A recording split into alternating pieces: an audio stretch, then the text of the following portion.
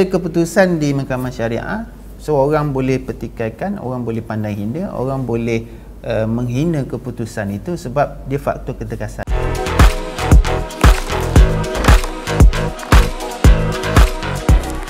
Dia begini Dini, maksudnya kita masyarakat kita risau masa bila lah buat salah kena tangkap, yang kita nampak kena denda, kena penjara, kena sebat, kena hukum lah. Okay. Tapi sebenarnya dalam konteks undang-undang, dalam enactment tata cara jenayah syariah, kalau di negeri Selangor kita ada Seksyen 97 yang mana tak semestinya mahkamah itu akan mensabitkan seseorang pesalah ataupun setiap kesalahan yang dibuat tidak mestinya mahkamah akan sabitkan. Tetapi dia ada satu peruntukan alternatif yang mana mahkamah boleh kenakan apa-apa arahan, perintah, antaranya ditahan di pusat permurnian akidah selama tempoh tidak lebih 6 bulan. Sama ada mahkamah rasa puas hati berapa bulan yang sepatutnya orang tu ditempatkan. Kalau kes dia serius mungkin sehingga 6 bulan lah. So tujuan dia supaya mereka ini dikembalikan kepada fitrah yang asal. Maksudnya dia kembali kepada Islam, mengamalkan Islam dan sebagainya dalam tempoh itu.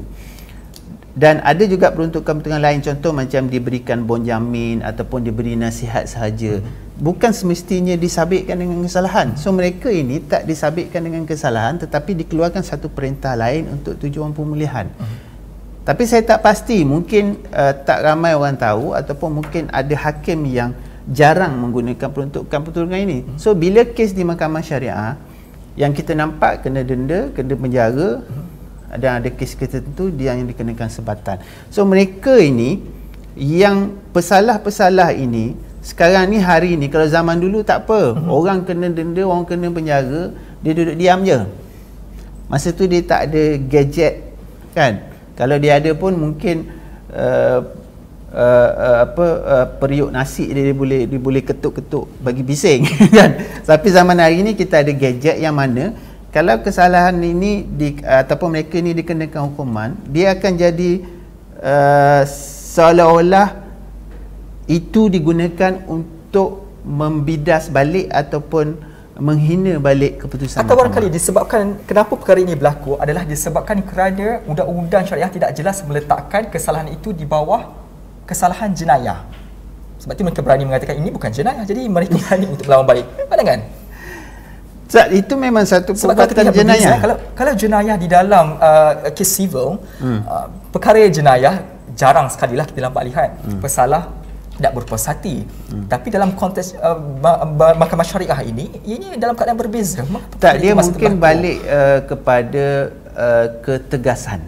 Ketegasan. Kalau hukuman ataupun apa-apa keputusan di mahkamah civil, orang tak berani nak hina. Tak berani nak hina dan nak pandang hina. Beza tu. Tapi bila atas faktor ketegasan itu. Ya, tapi bila keputusan di mahkamah syariah, so orang boleh petikaikan, orang boleh pandang hina, orang boleh menghina keputusan itu sebab dia faktor ketegasan. Sebab kalau di mahkamah civil, jika berlaku kesalahan sebegitu ataupun perbuatan menghina mahkamah, tindakan tegas akan diambil. Itu tidak berlaku di mahkamah syariah. Saya bukan nak kata tidak berlaku, tapi mungkin jarang berlaku.